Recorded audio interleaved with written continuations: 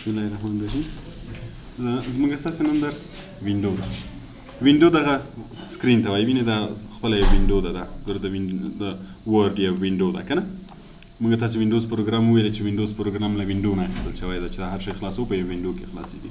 نو نن درس د دې وینډو په هکله ده. که چېرې موږ تاسې څو فایله ولرو، مثلا دا یو فایل ده یا یو راپور یا یو کتاب دا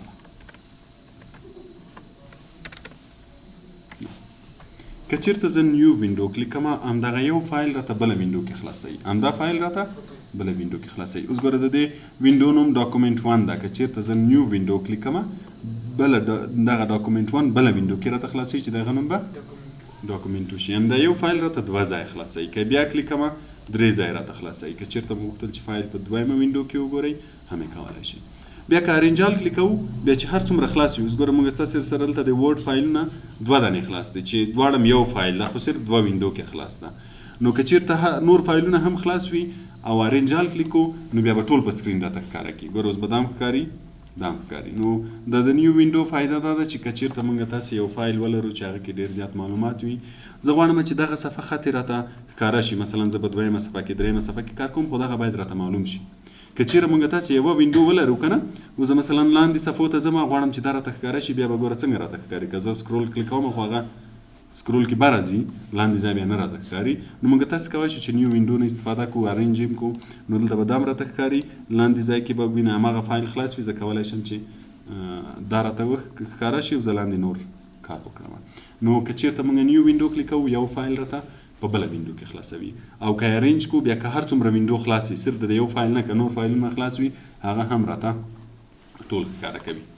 بل موږ تاسو سره سپلیټ آپشن هم شته. موږ تاسو سپلیټ هم کولی شو چې همدا کار راته وکړي، لکه څنګه چې موږ مخکې د نیو وینډو په ذریعه وکړو. مثلا زه غواړم چې دغه شی ماته ښکاره شي، زه غواړم چې لاندې صفحو ته لاړ شم، لسمې پنځلسمې صفحې ته، خو د اولې صفحې یا د دویمې صفحې یا هر صفحه چې زه غواړم چې ماته ښکاره شي، نو په هغه صورت کې به بیا موږ سپلیټ کلیک کوو. اوس ګوره سپلیټ کلیک کوئ، صفحه به دوه تقسیمه شي. دا سپلیټ زه کولی شم چې جګ پورته کړم. مثلا زه غواړم چې دغه ځای راته ښکاره شي، نو دلته به دا ځای راته ښکاري، لاندې چې زه هرې صفحې ته ځم زه کولی شم چې لاړ شم، خو دا شی به راته ښکاري. دلته هم سکرول بار شته، کولی شم چې زه کته پورته کړم. مثلا د دې مطابق دلته موږ یو لیست جوړوو، نو دا به دلته راته ښکاري. زه کولی شم چې لاندې هرې صفحې ته وغواړم لاړ شم، مثلا کنټرول انټر وهم، دا ګوره درېیمه صفحه شوه، څلورمه صفحه شوه. نو دا به په همدې ځای کې ځای په ځای راته ښکاري. که چېرته ختموئ، ریموو سپلیټ ریموو به شي. نو که کله مو غوښتل چې وینډو درته دوه ځایه تقسیم شي چې لاندې درته ښکاره شي، نو بیا به دا کلیک کوئ. بل د ویو ساید بای ساید، که غواړئ چې دوه فایله څنګ ښکاره شي. مثلا زه اوس فعلا دوه فایله لرم، یو دا ده یو دا ده. فعلا چې ما ارینج کلیک کړی و، نو یو بره ښکاري، یو لاندې ښکاري. که چېرې موږ ویو ساید بای ساید کلیک کړو، بیا به څنګ ته څنګ ښکاري. که چېرته سیم فایل وي هم او که جدا فایلونه وي هم. بیا چې کله زه د یو سکرول بار غواړم چې لاندې کته پورته کړم، د بل هم ورسره کېږي. اوس مثلا که زه دا صفحه کته راولم، هغه هم کته پورته ځي. دا د دې لپاره چې موږ تاسې ګوره دلته د هغه آپشن کلیک کړی ده، دغه ویو ساید بای ساید. او بیا د ویو ساید بای ساید سره دا سینکرونس کلونینګ هم، دا هم ګوره کلیک ده. دا که کلیک وي، ګوره دلته نشان د سکرول بار ورکړی. نو که چېرې زه دا یو فایل کته پورته کوم، دا بل هم کېږي، یا که دا بل کته پورته کوم، دا هم کېږي. مثلا که چېرته دوه موضوع وي، زه غواړم چې یو بل سره یې مقایسه کوم، نو ویو ساید بای ساید به یې کوم، دا به هم راته ښکاري، دا به هم راته ښکاري. نو چې کله زه دا یو وایم، اوس غواړم چې دا سکرول کړم، بله به خپله ورسره سکرول کېږي. د دې ضرورت به نه وي چې زه ورې دا سکرول کړم، بیا راشم دا سکرول کړم. نو په یو وخت کې به دواړه کېږي. خو که غواړئ چې سکرول نه شي، نو بیا به دغه آپشن ایسته کوئ. کله چې دا آپشن ایسته کړئ، اوس که سکرول کوئ، دا جدا سکرول کېږي، او که دا سکرول کوئ، دا جدا سکرول کېږي. که بیرته کلیک کو، بیرته یو ځای کېږي. مثلا زه بیا وینډو ته راځم، بیا دا کلیک کوم. اوس چې وګورم، دا هم سکرول کېږي، هغه هم سکرول کېږي. که چېرې زه د یوه سکرین بیا غټ کړم، اوس د دې سکرین مې غټ کړو، بل خو به مغه حالت پاتې شو. که غواړم چې بیا بیرته مغه دې حالت ته راشي، خو ګوره دا ویو ساید بای ساید خیر کلیک ده، نو بیا به یې نه کلیکوئ، ځکه چې بیا هغه ویو ساید بای ساید ختمیږي. نو که چېرې موږ تاسې د دې سکرین غټ شي، بیرته غواړئ چې هغه حالت ته راشي، ریسټ وینډو بیرته به دې ته راشي. مثلا زه په دې کې کار کوم، دا غټوم، دلته مې بعضې کارونه وکړه، اوس بیرته غواړم چې بیرته ساید بای ساید ښکاره شي، نو بیا دې ته ضرورت نشته، فقط دا ریسټ یې کړه، بیرته به ساید بای ساید راته ښکاره شي. که بیک څنګه کومه، نو که چېرې غواړئ چې ساید بای ساید ښکاره شي، ساید بای ساید کلیک کوئ. له دې ځای نه که چېرې موږ سکرین بیرته غټ وړ کړو ریسیټ پوزیشن کې به بیرته ریسیټ کېږي. بیرته به زه دا میکزیمایز کړم او یو ساید بای ساید به یې هم ایسته کړم د سکرین غټ کړم. بل د سویچ وینډوز دلته چې موږ هر څو فایل اوپن ولرو فعلا دوه لرو که چېرته هر څومره زیات وي موږ له دې ځای نه هم چینجولی شو. مثلا زه دا فایل خلاصوم دا کلیک کوم ګوره دا به راشي که دا فایل کلیک کوم دا به کلیک کوم او له دې ځای نه هم کولی شم. هر څو فایل چې خلاص وي د ټولو نومونه دلته راځي. اوس فعلا دا یو فایل په دوه وینډو کې خلاص ده یوې 1 ده یوې 2 ده.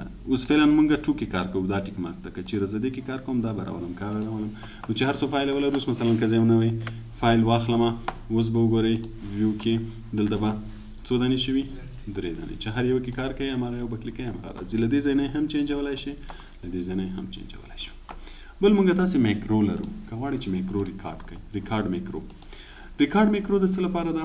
کله که غواړئ چې مثلا زه غواړم چې یو څه خط ریکارډ کړم دغه خط زه غواړم چې همیشه په هر فایل کې مې په کار وي زه یې راوستلی وشم. نو یو خو موږ تاسې کاپي کټ کوو. مثلا زه دا کاپي کوم یا یې کټوم بل ځای کې چې مې په کار وي هلته یې راولم. خو که چېرې زه دا خط کاپي کړم بل فایل کې پیسټ کړم خو را به شي. خو که چېرې زه دا پروګرامونه بند کړم یا مثلا کمپیوټر مې ریسټارټ کړم ګولی کړم بل وخت بیا چالانه کړم نو هغه شی خو بیا زه نسم پیسټولی. کاپي پیسټ صرف رننګ ټایم کې چې څومره وخت زما کمپیوټر چالانه وي کار کوي تر څو زه بل شی کاپي نه کړم هغه نه وروسته خو بیا کار نه کوي. نو که چېرې موږ تاسې داسې یو موضوع یا یو څه خط وي ډېر مو زیات پکارېږي په هر فایل کې هم پکارېږي مثلا نن مو پکارېږي سبا هم بله ورځ نو په هغه صورت کې بیا موږ تاسې کولی شو چې ریکارډ یې کړو. نو بیا به دلته راشئ میکرو کې به ریکارډ میکرو ورته ووایاست. دلته به یو نوم ورکړئ چې په هر نامه یې ریکارډوئ داسې یو نوم ورکړئ چې بیا تاسې ورباندې وپېژنئ. مثلا زه هم د میکرو 1 نوم ورکوم. اوکې اوس ګوره د پوینټر سره د کیسټ نشان راځي. دا صرف اوس چې مونږ کوم کار کوو مثلا خط لیکو ټیکسټ لیکو هر څه چې کوو دغه ریکارډ کېږي. مثلا دومره مې ولیکو بیا مې دلته ولیکل بیا مې دلته ولیکل تر هر حد چې ته غواړې ریکارډ یې کړې هماغه ټیکسټ دې ولیکه له هغه نه وروسته بیا سټاپ پاس کولی یم همیشه د یو څو ثانیو لپاره خو زه به فعلا سټاپ کړم. چې سټاپ مې کړو دا خط ریکارډ شو. دا چې زما هر وخت پکاري مثلا که مې کمپیوټر ګول کړ بیرته یې چالانه کړم هم یې راوستی شم په هر وخت کې چې مې پکاري په هر فایل کې چې مې پکاري. مثلا زه غواړم دلته یې راولم بیا به دلته راشئ ویو میکروز به کلیک کوئ.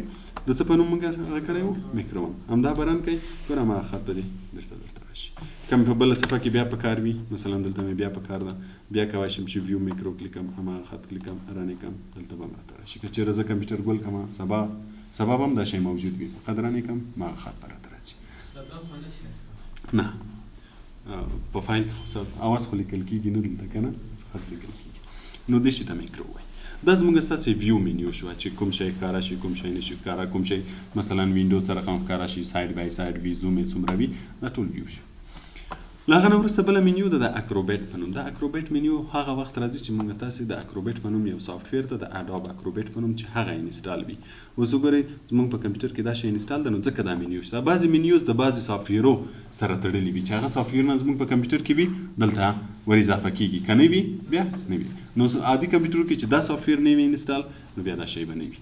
دا د پی ډي اف بعضې اپشنونه دي که غواړئ چې دا فایل پی ډي اف ته چینج کړئ او ایمیل کې سینډ کړئ او پی ډي اف هم کې ایمیل ته سینډ کړئ نو دا اپشنونه ځکه ور اضافه کړي خو په نور آفیس کې نشته. بل مهم شی چې موږ تاسې ډېر زیات وینو یو بله منیو ده د ډیولپر په نوم. مثلا اوس موږ تاسې دلته تقریبا فایل هوم دغه یو څو منیو لرو په دې کې دغه کمانډونه لرو. اول که زه غواړم چې په دې منیو کې تغیرات راولم مثلا زه غواړم چې دې منیو کې بعضې کمانډونه کم کړم بعضې شیان ور اضافه کړم یا بعضې منیوز ډیلیټ کړم یا بعضې منیوز کم کړم نو بیا موږ تاسې فایل منیو کې راځو آپشنز ته. آپشن کې موږ تاسې دلته کسټمایز ریبن لرو. کله چې کسټمایز ریبن کلیک کړئ دلته ګوره پاپولر کمانډز هغه کمانډز چې ډېر زیات استعمالیږي ټول دلته شته. بعضې کمانډونه نور هم شته مثلا که زه آل کمانډ کلیک کړم ټول کمانډونه به راشي څه چې په ورډ کې دي ټول به راشي. او تر څنګ یې ګوره موږ تاسې دلته منیو ټابز لرو. زموږ منیو دغه و که نه کوم منیو ګوره دلته هوم منیو ده انسرټ منیو هوم انسرټ ډیزاین هوم انسرټ ډیزاین دا کوم منیوز چې دلته ټیک مارک دی هلته به وي کوم چې دلته نه دی ټیک مارک هلته به نه وي. مثلا زه هوم منیو ایسته کوم مثلا انسرټ ایسته کوم ډیزاین ایسته کوم اوس چې زه وکې کوم ګوره هغه منیوز به ختم شي. که بیرته راولم بیا به فایل منیو ته راشم آپشن ته به راشم کسټمایز ریبن بیرته به ټیک مارک کومه منیو چې ټیک مارک کو ختمیږي کومه منیو چې ټیک مارک ایسته کو ختمیږي او چې ټیک مارک کو بیرته راځي. نو بیا یو مهمه منیو چې موږ تاسې دلته لرو په کسټمایز ریبن کې د ډیولپر په نوم ده. دا منیو هم بعضې وختونه موږ تاسې استعمالوو. زه به یې فعلا کلیک کړم. په دې کې کوم کوم کمانډ دي د جمع علامه چې کلیک کې کوم کوم کمانډ دي دا کمانډ ټول دلته ښکاري. یا مثلا ګوره هوم کې کوم کوم کمانډ و ټول راته ښیي، فاونټس و، پاراګراف و، سټایل و، ایډیټینګ و. که کوم یو مثلا زه فاونټ کلیک کوم، په فاونټ کې کوم کوم شیان و هغه هم ټول راته. نو په ډیولپر کې کوم کوم کمانډونه دي ټول راته ښیي. فعلا به زه دا ټیک مارک کړم چې ډیولپر منیو هم ښکاره شي. اوکې کوم ګوره دلته به ډیولپر منیو هم راشي. ډیولپر منیو کې موږ تاسو ډیر زیات ایډوانس شیان لرو، خو هغه شیان نه تیریږو، کوم چې موږ زیات ضروری دي پکاريږي هغه ته راځو.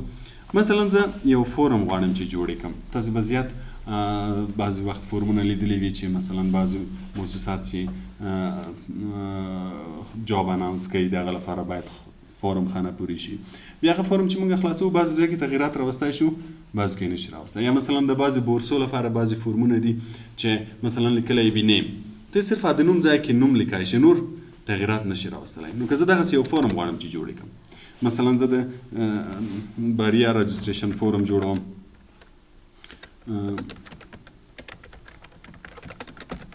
داسې یو فورم جوړوم چې بعضې ځایونه چې زه غواړم تغیرات راشي، هغو ځای کې د تغیرات راځي، نورو ځای کې د تغیرات نه راځي. دلته مثلا یو ټیبل ورچوم، انسرټ کې فعلا به داسې یو ساده ټیبل واخلم. دغه ځای کې نیم لیکم، دلته مثلا ډیټ آف برث لیکم، دلته مثلا کلاس لیکم، دلته مثلا ټایم لیکم، دلته پروګرام لیکم، دلته مثلا جینډر لیکم، بعضې نور شیان. اوس زه دا فورم غواړم چې دې فورم کې څوک تغیرات را نشي وستلی. مثلا دغه کې تغیرات را نشي وستلی چې دا نیم چینج کړي یا دا چینج کړي، یا دو کې تغیرات را وستلی شي، په دو کې زه هم تغیرات نه راځي. صرف او صرف دغه ځای کې د نوم لیکای شي، دغه ځای کې د ډیټ آف برث لیکای شي، دلته کلاس، دغه ځای کې د تغیرات راوستای شي، دو کې د نشي راوستای. نور فایل کې د تغیرات نشي راوستای. کوم ځای چې زه غواړم چې هلته تغیر راشي را دي شي، کوم ځای کې چې غواړم تغیر را نشي. نو بیا به څه کوو؟ اوس دلته کرسر ږدم، دلته راځو موږ تاسې ډیولپر منیو ته. ډیولپر منیو کې موږ تاسې ډیر زیات شیان لرو چې دا د دې پروګرام نه ایډوانس مخکې نورو پروګرامو کې درته پکارېږي.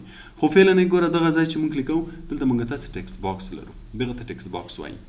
په دغه ځای کې به چې کوم ځای کې ته غواړې هلته به ټکس باکس ور واچوې. اوس ګوره دلته زه یو ټکس باکس ور اچوم، دلته یو ټکس باکس ور اچوم. کوم ځای کې چې ته غواړې خط ولیکل شي هلته ټکس باکس ور اچوې. دلته به هم یو ټکس باکس ور واچوم، دو ته به یې ور واچوم. بعضې نور شیان هم لرو، ټیک مارک و باور، خو زه به اوس فعلا صرف ټکس باکس ور واچوم. کوم ځای کې چې غواړې چې دی تغیرات راوستلی شي هلته ټکس باکس ور واچوم. بیا راځو بیرته موږ تاسې ریویو منیو کې پروټیکټ ویلی وو چې غواړو چې فایل پروټیکټ کړو چې څوک تغیرات را نشي وستلی. نو ریسټریکټ ایډیټینګ کلیک کوم، دلته الاو. په دې ځای کې ګوره موږ تاسې فیلینګ ان فارمز درلود، دا نور خو موږ ویلی وو چې صرف ټریک چینجز دي وشي. فیلینګ ان فارمز به کلیک کو، پاسورډ به ورکو. اوس که وګورئ ګوره دې ځای کې هېڅ تغیر نشي راتلی، دې ځای کې هېڅ تغیر نشي راتلی. صرف او صرف دغه کې دا کوم ځای کې چې موږ ټکس باکس ور اچولی هلته تغیر راځي. مثلا دلته څوک نوم لیکي، فیصل خان، دلته به ډیټ آف برث ولیکي، دلته به مثلا کلاس ولیکي. خو د نورو ځای کې هېڅ تغیر نشي راوستلی. که غواړو چې تغیر راشي نو بیا به پروټیکشن سټاپوو، پاسورډ به ورکوو، بیا به وروسته تغیرات راتلی شي. نو که چېرته موږ تاسې غواړو چې یو فورم جوړ کړو، داسې فورم جوړ کړو چې بعضې ځای کې تغیرات راشي، بعضې ځای کې تغیرات را نشي، په هغه صورت کې موږ تاسې به ډیولپر منیو کلیک کوو، بیا به له دې ځای نه ټکس باکس ور اچوو، له هغه نه وروسته به یې لاک کوو. کله چې م لاک کړو نو کوم ځای کې چې ټکس باکس د هغه کې تغیرات راځي، نورو کې تغیرات نه راځي. پوه شوې تر دې ځای؟ سوال لرئ؟